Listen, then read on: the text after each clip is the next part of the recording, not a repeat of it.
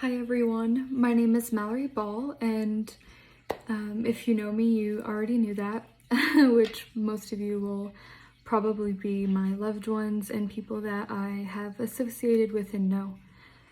I just feel the need to share my story and not be silenced anymore by my own anxiety and fears. I am 20 years old and I am about to get a hysterectomy. I was diagnosed with stage 4 endometriosis in 2020, and I had a surgery to try to stop the growth and to slow the growth and to feel better. I started showing symptoms of endometriosis when I was about 15. Trigger warning, I do talk about periods, I talk about medical things, and my own mental health. I started showing pretty bad symptoms at 15. I had a lot of cyst popping and just a lot of pain and heavy periods and abnormal problems. I was silenced by my gynecologist in California because she said that it was just normal for teenagers to experience all those things.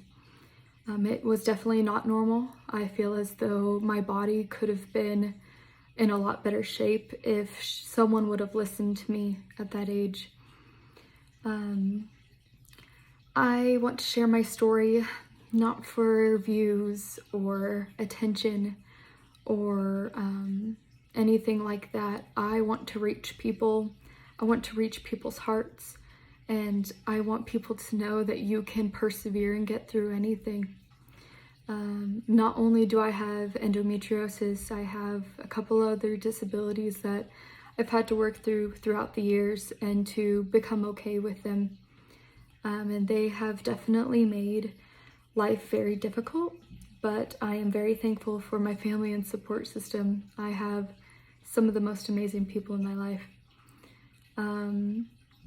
What made me want to share my story is I'm just tired.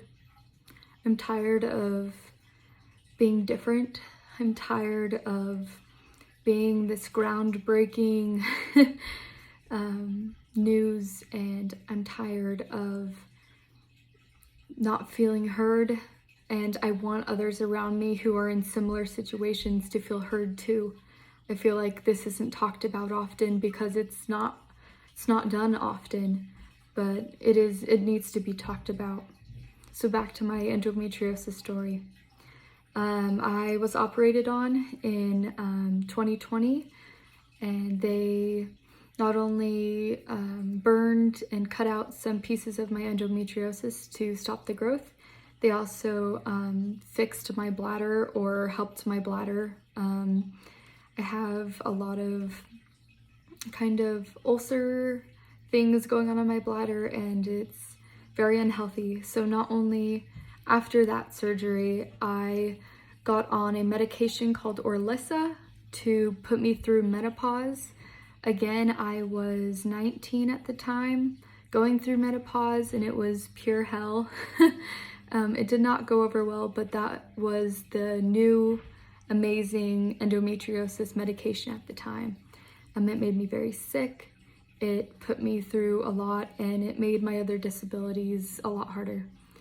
And also I was going in every week and a half, 2 weeks for bladder installations. That's when they put a catheter in your bladder and fill it up with medication and to try to heal it. I was doing that for months, and it did help.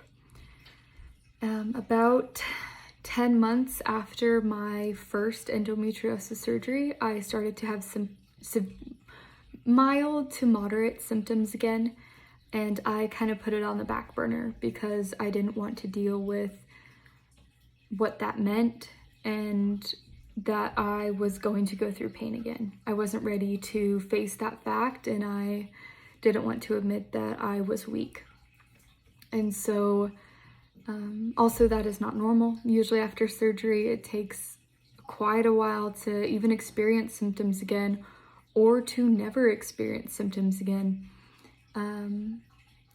Anyways, so I am a year and a half, almost 2 years post-op, and my endometriosis is back to the severe category as well as my bladder. My surgeon the other day re-looked through my surgery pictures, and he said that my bladder was, out of the thousands of patients he has operated on, in the top 10 of worst bladders. So he also looked through all my endometriosis symptoms again and through my last surgery, and he is, just like me, devastated that this is happening again.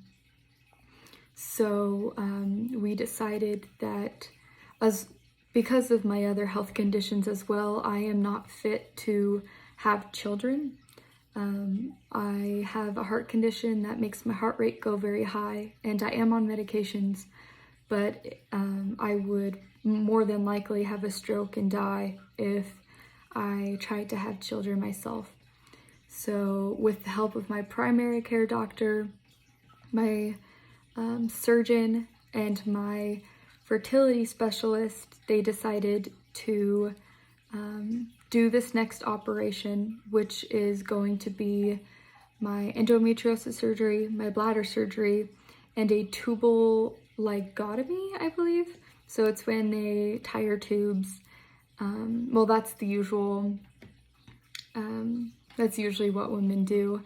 But what they're gonna do is cut off some of my tubes and then tie them really short so that a couple months later, my fertility specialist can go in and harvest my eggs. After we harvest my eggs, we are going to create embryos, and we are going to freeze them for 5 to 7 years, depending on when my husband and I want to have kids. This is so groundbreaking because I am only 20. I'll be 21 in a few weeks, but my team is very nervous and very scared to have to go through these operations with someone so young. They're definitely hesitant, but also really helpful with reminding me that I need to take care of my health before anything else. So after they freeze my embryos, they're gonna let me heal for a few months, and then they will do the rest of my hysterectomy. My hysterectomy will go in about 3, maybe 4 parts, because they want to remove things slowly and differently because I am so young. Just ripping out all of these reproductive parts is really going to mess with my hormones, and that can be quite dangerous in and of itself. Also, I'm very young, so we're just trying to see what mixes well. I will not lie, I am quite anxious and nervous. It took me a couple of days to work through my feelings and really realize that I am not going to carry my own children. I am not doing well, and I need a lot of help. I think it takes more strength to admit that you need help, and I do. And I want to document this journey because I know I'm not the only one. Even if someone's not struggling with this same struggle, I know I'm not alone, and I know people struggle with their health in many different aspects, or just mental health, and I want to show people that they aren't alone, and that no matter what, you have strength and power and perseverance, and life is beautiful and good, and it's worth living no matter what. I know things definitely get really hard. I'm not gonna lie and say I am super happy right now and super satisfied with life, but I do know it's good. I do know life is good, and I do know life is worth living. I've gone through too much to say that it's not worth living. So through these next couple of months, I want to document weekly and share my story with others of how I'm doing and what it looks like, and hopefully share a motivational message, because that's what I want to give back to people. I have received a lot of love and help, but I want to give that back. I want to remind people that no matter what, you are important, you are worth living for, and life is good no matter what it throws at you.